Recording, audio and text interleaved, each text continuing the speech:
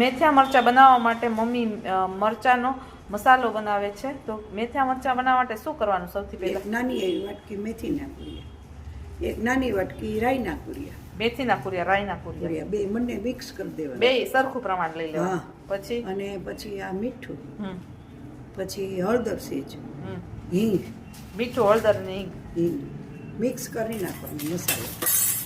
પછી આ મરચાંમાં વેરી દેવાનું, સેજ એવું તેલ નાખવાનું, મેથિયા અને રાયતા મરચાં મિક્સ।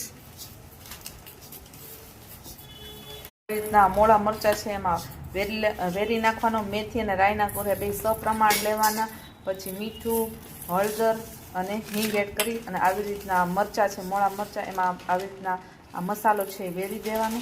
ત્યારબાદ થોડુંક એવું તેલ એડ કરીને એટલે આપણા મેથિયા મરચાં રેડી। રાયતા અને મેથિયા બે મિક્સ। તેલ એડ અડધો ગાયને દેવું, અડધો આપણે રાખશું, કૂણો જ છે બધું।